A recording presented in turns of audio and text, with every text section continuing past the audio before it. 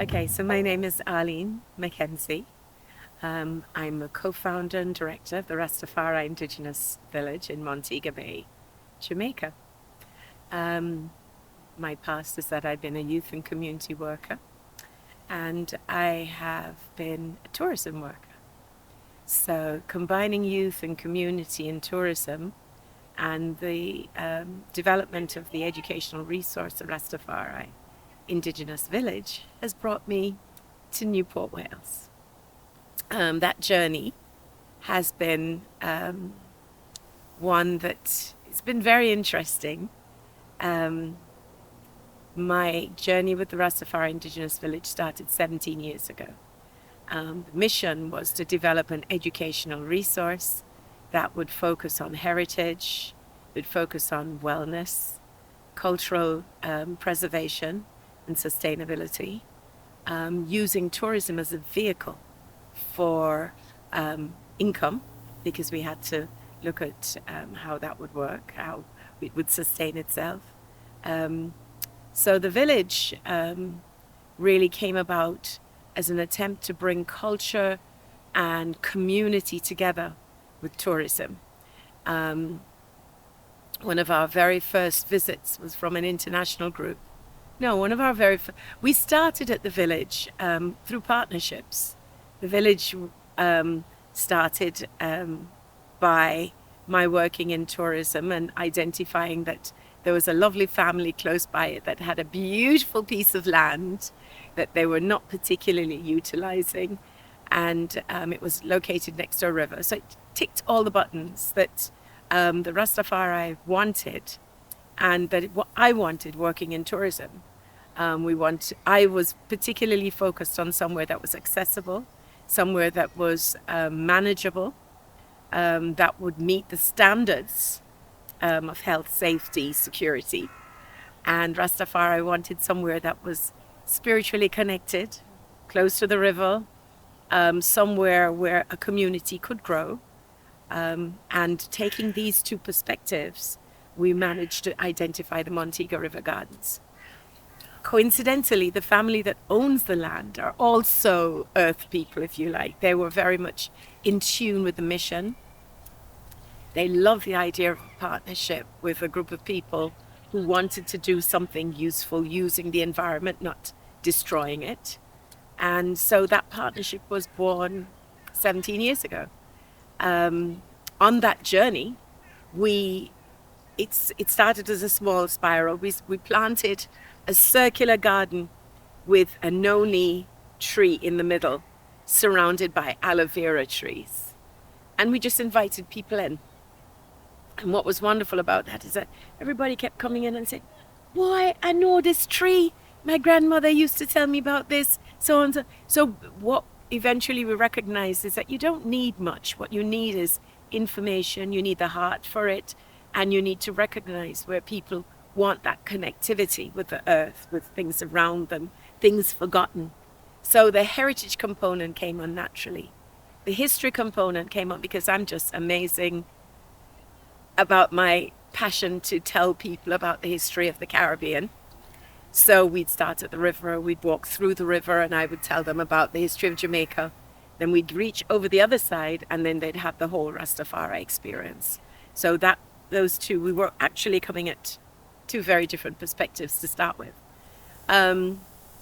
We gathered many individuals who then became community. So people came and people went. One year you had a community of these people, and the next time you look around, you say, "Where have they gone?" "Oh, they've gone to do their own thing." And the next lot came in, just as individuals, one.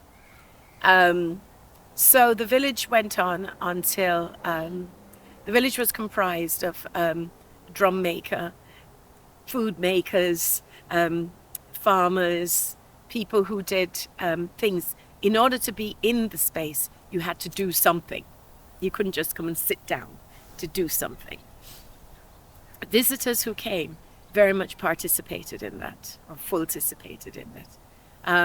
Lauren from Urban Circle, her request was to participate in the farming aspect and agricultural aspect. This came at a time when our height of business, if you like, was 2019.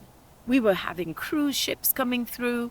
We were now taking control of that, because in tourism, the cruise business is the lowest business that any operator can get. They come in huge amounts and they want small money. So in other words, it's not unusual to get 100 people wanting to come to your facility.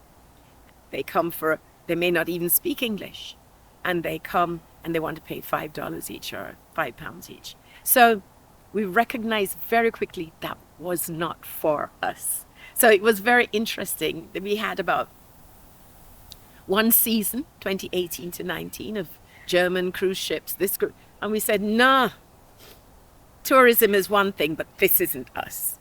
What we want is total interaction and conversation. And that's what we got. We demanded it. We told them we don't want to do more than 25 people at a time. We want to have conversation, and the fee had to be high. Something that had never been done by a community group before. And then COVID struck. We also had a lot of requests for people who wanted to stay. A lot of people writing to say, oh, we've had enough of this world, the first world. We want to come into a different kind of environment. So we were moving into what we would have said is a tenting, camping, sort of a residential experience. Lauren from Urban Circle in Wales wrote such a letter. She's doing a course. She'd like to come. We accepted. It took a lot of pushing backwards and forwards, because I don't live in the village. I work from outside. I work on the computer. I work doing tours. When I was doing tours, they said I talk too much, so they don't want me to do tours anymore. Because I keep the people talking about history, and they wanted to talk about Rastafari. So it was Lauren came in and really was immersed in the village. I knew what was going on, but I then left and came to England. So I was actually here.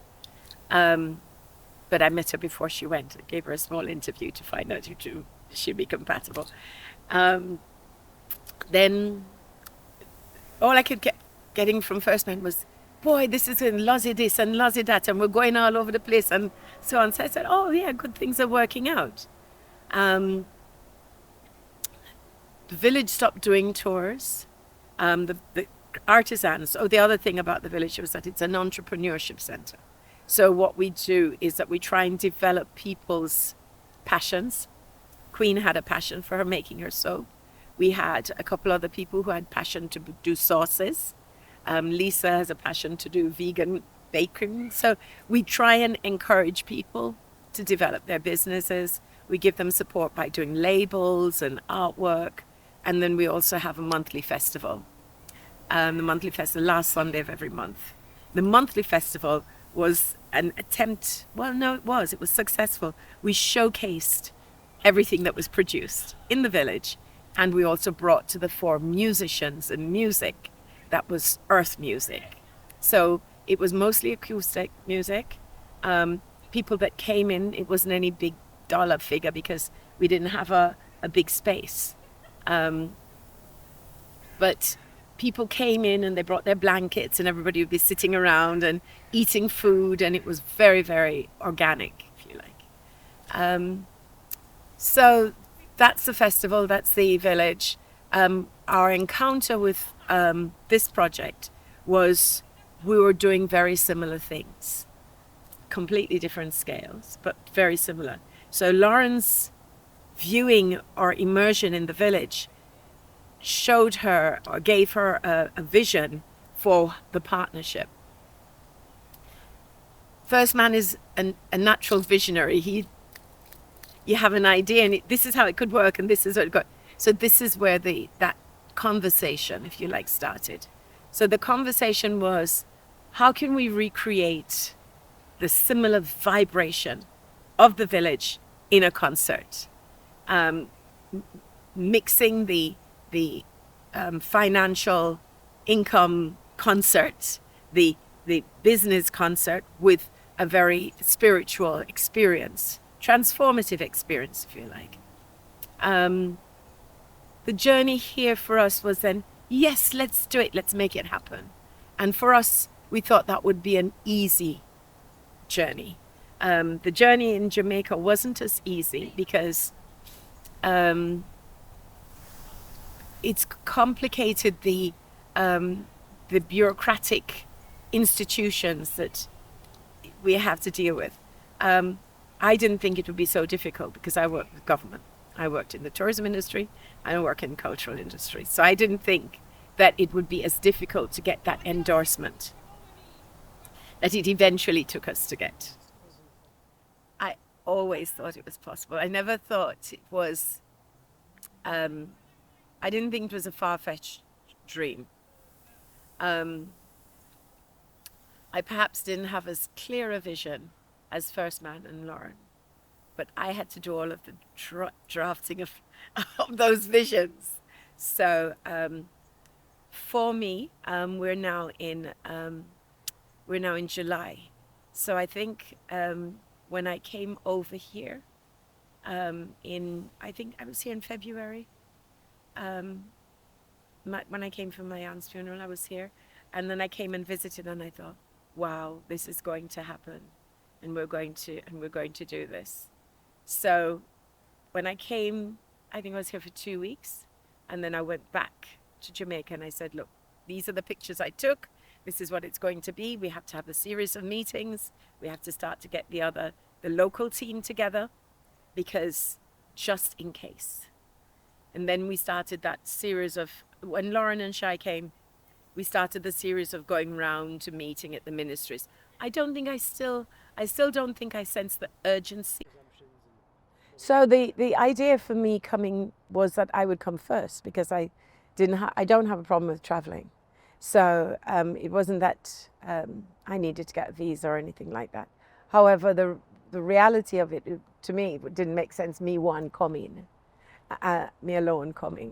And so we were waiting. We had put in all the applications for visas. We'd put in the applications for passports, because of course we had to go through renewing everybody's passports and then visas, and then waiting for it. And then a magic happened when a guest, so it wasn't happening. We were waiting, clear it wasn't happening. And then a guest came and stayed at my house the week before we were to leave, and from England, from Birmingham in fact, and he went on the road and lost his passport. So he lost his passport. I took him down to the police station and left him. The police directed him to the British representative in Montego Bay, who then brought him back to the house. He brought him back to the house, and he says, oh, it's nice here, blah, blah, blah. We got chatting. I said, I'm having a real problem with this, and explained to him the visa problem, the timing, the this, the that. Okay, Arlene, I'm going to try and help you with this. That man phoned me every day. He phoned me twice a day, 3 times a day. He had put in the case to the High Commission. I said, it looks like it might happen. It looks like we might happen. The weekend came, no visas, nothing. I said, well, I'm going to go on Monday, but I'll go on Monday, and I'm expecting to see everybody because I cannot do this alone. So I got on the plane, and I thought, no, this is actually very hard for me, because the great thing for me was traveling with people who have never traveled before. So seeing things through their eyes. I travel up and down. I've traveled. Plane is not a stranger. I'm not a stranger to aircrafts. But for me, the joy would have been to see the faces of everybody who'd never traveled before, and I can say, oh, button it this way or do that way. And it was stolen. I felt all the magic was stolen from me. And then, anyway, I said, I came, and okay, now let's see what will have to happen. Lozzie collected me, and we came. Went on the site, walking around. I thought, no, there's no way. I took pictures. I was speaking back to the man in England. I said, listen, I can't do this by myself. You have to do something. You have to help, blah, blah, blah. Tuesday night, when I woke up Wednesday morning, I saw he had sent out a thing to say, the visas have been dispatched. The passports are through. Arlene, you're on your way. Da, da, da, da. I phoned and said, okay, everybody, pack up now. Pack up. We're going. They were on their way to the airport when we tried to do the booking from when I was at the office, and they said they will not accept the credit card unless it's presented at the airport. Everybody, You know, it was just like, oh my God, this is not going to happen. So every stand down, if you like. And then it was a case, well, how can we get even, first man has a visa for the States. So it was a case, maybe he can get on the plane the next day, coming via the States. But he also had resources that he could draw on, people, friends, money, borrow, beg, get to the airport and do that. And that's how he and Queen came. They came through a miraculous journey. Everybody else didn't have that facility. So they had the visa, they had the passport, but there was just no way of proving money could be paid over. We didn't have it, those immediate on the ground. So now that they came in, it was just such a relief because I knew what I wanted to see in terms of visually. And I kept saying to Shai, we need those logs. We need those logs. Can we have those logs? And it was like, we don't have any time for you, Arlene, in this setup. This is bigger than... And with First Man coming in, we were able to do that. We were able to visualize and create a unified vision, if you like, for what the space looked like. And once it started to come together, you realize, no, everybody's got to come in, you know, they've got to come in. Can you recollect or give us an inkling of how you feel those aspects of tourism, entrepreneurialism have really come to fruition? That's for me, that was so clear. I worked, I can't remember what year, I worked at the New Orleans All That Heritage and Jazz Festival. It's in May, it's a month after Mardi Gras, which is February. All That Heritage and Jazz celebrates African retentions of all kinds, jazz music, all the soul music, everything. When I was at the festival here, I thought, wow, this could be as big as All That Heritage and Jazz for New Orleans. It's an annual festival. It's huge. It covers 2 weekends. And people come in, performers, and they create this village. There are like about 3 different villages, and I think maybe about 6 different stages of different artists, you know, the jazz stage, the blues stage, and the whole town, city comes alive because of this event. And I thought this could be for Newport a signature event, in that it could be a tourism event. It could be a homecoming event. So you bring people, anybody who has anything to do with Newport or Wales, you bring them home. So it could be a homecoming week. Come home to the Heritage Festival.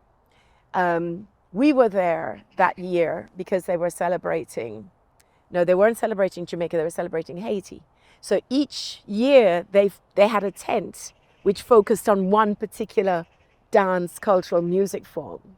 And I think it's so easy to have done that. We had this year, we had Rasta Village, but we had a tent with poets, with Colombians, with all sorts of different things, storytellers, folk tales, folk songs. So it was a very wide genre. It wasn't just Rastafari culture. It was African retention, same way.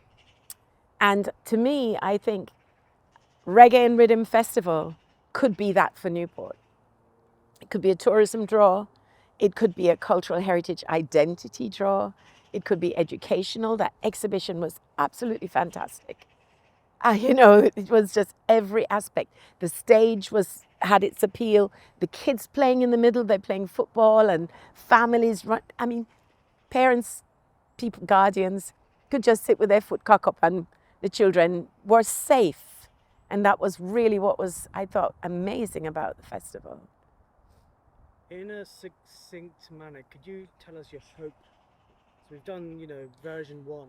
Right. Of a fairly good festival. A lot of people Yes. enjoy it. Nice amount. What's your...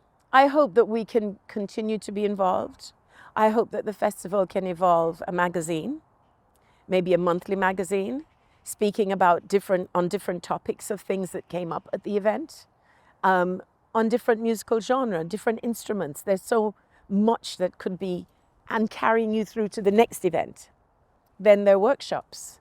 It's a whole business associated with a festival that could actually spread quite wide without you actually doing a festival again for now. So my hope is that it can be sustained, it can be funded properly, it can be recognized as a thing of value for the city of Newport and for South Wales. And that our partnership through Rasta Village, First Man and myself, who are parts of the coordinating team, will remain. Because, you know, the village has its own identity as well. So I would hope that we could continue to give it support and to feed it from our experiences.